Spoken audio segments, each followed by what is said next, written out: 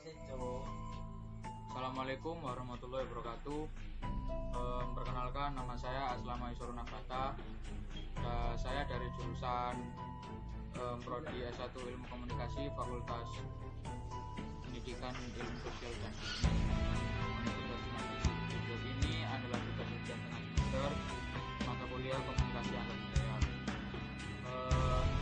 Komunikasi antar budaya adalah studi mengenai bagaimana interaksi dan pesan dipengaruhi oleh perbedaan nilai dari norma budaya yang berbeda.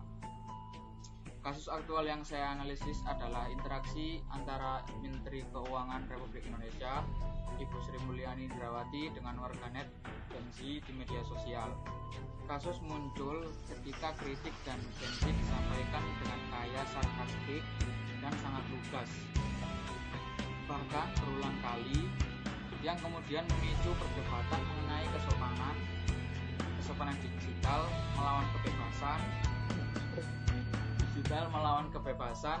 melawan kebebasan berekspresi. Konflik ini adalah contoh sempurna benturan gaya komunikasi antar budaya, identitas dan jaringan budaya. Kita bedah melalui 3 lensa identitas. Yang pertama, identitas budaya, benturan antara nilai budaya penghormatan dan hierarki budaya HPD melawan nilai budaya kesetaraan dan keluasan budaya digital LBD. Yang kedua, identitas personal. Ibu Sri Mulyani memiliki citra yang sangat berwibawa dan terbiasa dengan komunikasi formal. Gen Z cenderung ekspresif dan informal. Yang ketiga, identitas sosial. Identitas sebagai Menteri Keuangan, tokoh otoritas tertinggi berhadapan dengan warga digital atau mahasiswa kelompok yang keterkaitannya sebagai menteri. Ekspektasi beliau adalah komunikasi yang formal dan hati-hati. Sementara Gen Z yang merasa memiliki kesetaraan di ruang digital menggunakan bahasa yang langsung dan santai untuk menyampaikan kritik perbedaan ekspektasi. Ini adalah kasus ini. Bahasa verbal Gen Z yang lugas, cenderung konteks rendah, langsung ke inti. Bahasa verbal Gen Z yang lugas cenderung memiliki konteks yang rendah, seperti langsung ke intinya, diinterpretasikan sebagai tidak sopan dalam konteks budaya senior yang menghargai konteks tinggi, harus basa-basi lebih dahulu. Komunikasi nonverbal yang hilang memperburuk miskomunikasi.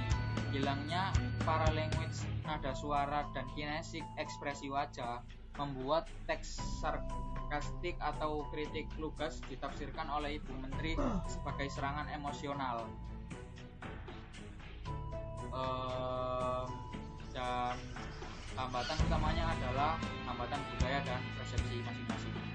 Sebagai generasi yang kurang ajar atau tidak menghargai pengorbanan pejabat publik, sebaliknya Gen Z teorikan beliau sebagai birokrat yang jauh dari rakyat atau baper. Nampaknya fokus diskusi yang seharusnya tentang kebijakan publik bergeser menjadi konflik etika dan identitas.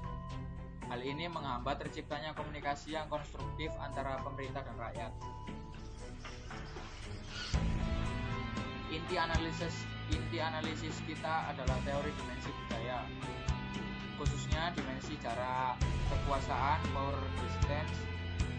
Dimensi ini mengukur penerimaan ketidaksetaraan. Sebagai Menteri Keuangan, Ibu Sri Mulyani berada di puncak struktur birokrasi, mewakili jarak kekuasaan. Dalam budaya HPD, anggota yang tidak berkuasa diharapkan berkomunikasi secara tidak langsung dan menjaga face kehormatan pihak berkuasa. Kritik langsung dianggap ancaman. Kesimpulannya, kasus ini bukan semata-mata konflik sopan santun, melainkan konflik nilai-nilai antar budaya generasi yang diperburuk oleh media.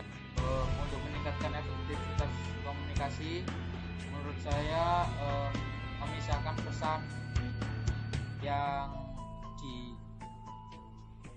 disebarkan oleh